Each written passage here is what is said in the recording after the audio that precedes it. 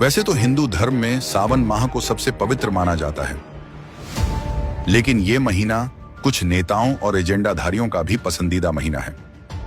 पूछिएगा क्यों? क्योंकि ये वही महीना है जब हिंदुओं के वोट पर पल रहे कुछ नेताओं को मटन खाकर हिंदुओं की ही आस्था पर चोट करने का मौका मिलता है।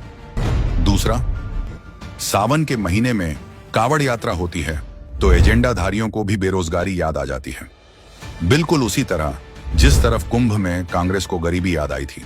लेकिन यही जब कोई गैर हिंदू पर्व हो तो पता है इन नेताओं और एजेंडाधारियों को क्या याद आता है? हज पर सब्सिडी मिली या नहीं, इफ्तार पार्टी के लिए कितना बजट दिया जाए, स्पेशल महीने में ऑफिस से 4 बजे ही जाने की परमिशन दी गई कि नहीं।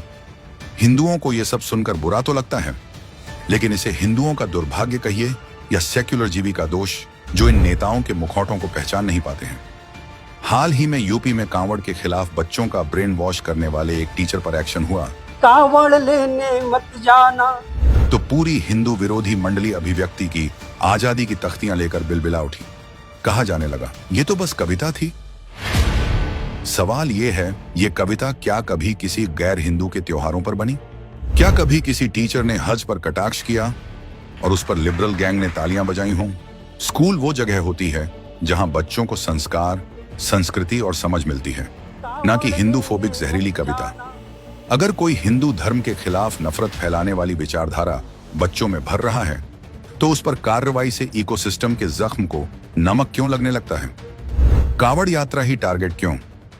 इन लिबरल्स की सोच सीधी है, हिंदू सहता है इसलिए उसी की आस्था पर चोट करो, हिंदू शांत है इसलिए उसे ही नीचा दिखाओ, हिंदू बहुसंख्यक है इसलिए उसे ही दोषी बनाओ।